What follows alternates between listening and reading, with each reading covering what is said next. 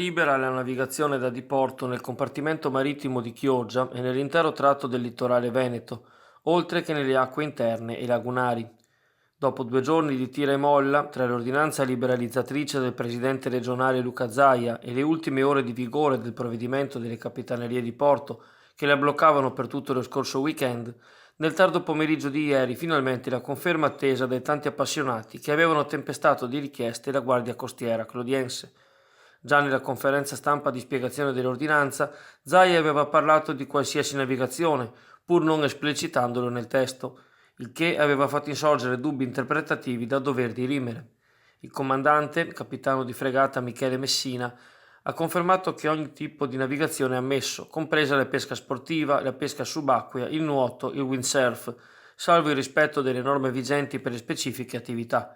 Ad esempio, a sottomarina è ancora chiusa la diga e la circolazione pedonale, quindi non è possibile appostarsi per pescare da fermo.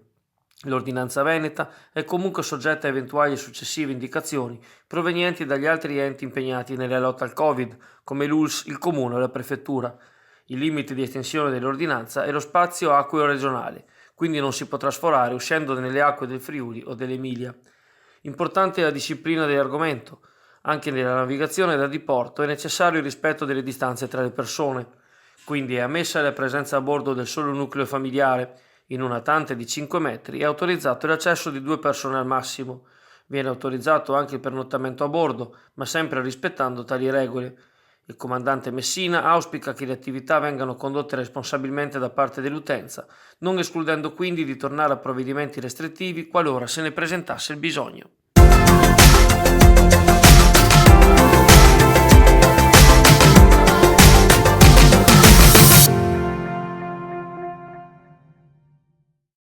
Un ulteriore allentamento rispetto alle stesse disposizioni dello scorso fine settimana riguarda 2 aspetti che interferiscono con l'alimentazione.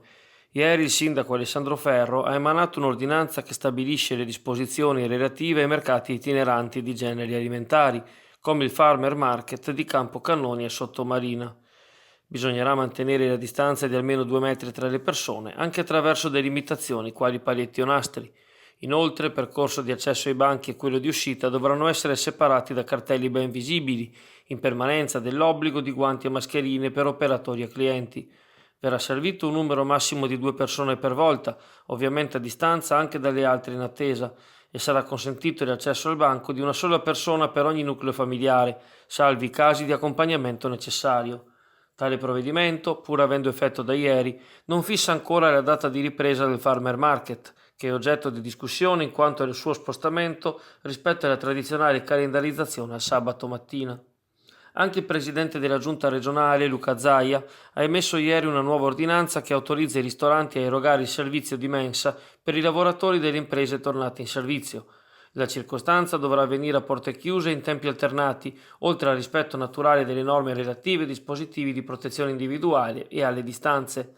Il provvedimento contempla accordi tra i locali e le aziende che dovranno fornire i nomi degli operai. La questione si è resa necessaria dal momento che le attività di manifattura e di industria sono state riaperte, mettendo in circolazione i lavoratori lontani da casa per molte ore.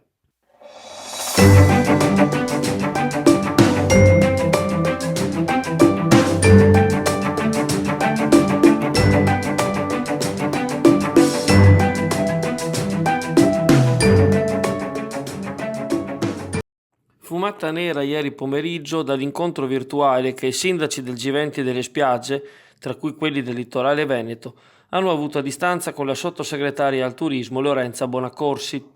Dalla videoconferenza non è emersa una data certa per l'inizio della stagione balneare. I primi cittadini avevano avanzato il 1 giugno quale termine massimo, ma la Bonaccorsi ha rimandato una decisione e successive analisi dell'andamento dei contagi nelle prossime 2 settimane.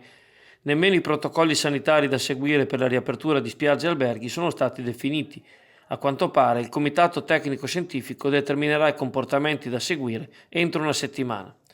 In buona sostanza un dialogo inutile alle esigenze dei concessionari degli stabilimenti e gli operatori del settore ricettivo, lasciati in sospeso proprio mentre è il momento di tornare massicciamente al lavoro per recuperare il tempo perduto.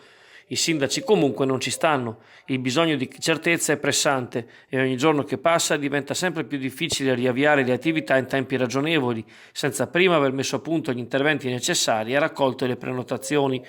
All'appuntamento di ieri ha partecipato puntualmente anche il sindaco di Chioggia, Alessandro Ferro.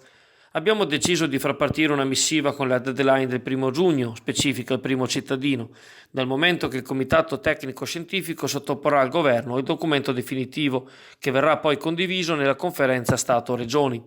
Diversamente la stagione balneare sarebbe compromessa, con tutte le conseguenze immaginabili in termini di ripercussioni economiche e occupazionali, dal momento che molte aziende rischiano di non essere tecnicamente pronte a riaprire con tutti i crismi. Sono convinto che il governo accoglierà le nostre richieste, conclude Ferro. Dal canto suo, la sindaca di Cavallino Treporti, Roberta Nesto, ha suggerito di recarsi in protesta a Roma con le altre amministrazioni nel caso la data perentoria del 1 giugno non venisse considerata. Mentre Pasqualino Codognotto, vertice del comune di San Michele al Tagliamento, si chiede come mai lo Stato si sia attivato per mettere in sicurezza l'industria e non il turismo, essendo una fonte di PIL e di reddito di proporzione almeno pari a quelle autorizzate e già disciplinate.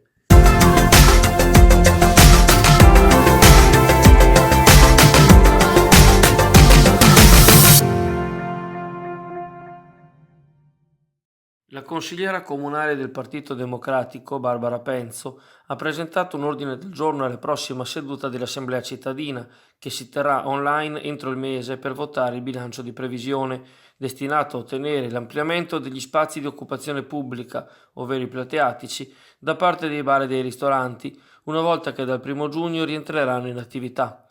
La misura, senza aggravio di spese per gli esercenti, consentirebbe sia di attuare la distanza, sia di mantenere un numero di clienti adeguato ad assicurare gli introiti necessari a evitare la chiusura. Inoltre, Penzo chiede che per i mesi estivi vengano create zone pedonali ulteriori in Corso del Popolo, in lungomare Adriatico, in Piazza Todaro, in Piazza Europa e magari anche in altre zone, affinché, nel rispetto delle peculiarità cittadine, possano trovare spazio piccoli distretti artigianali.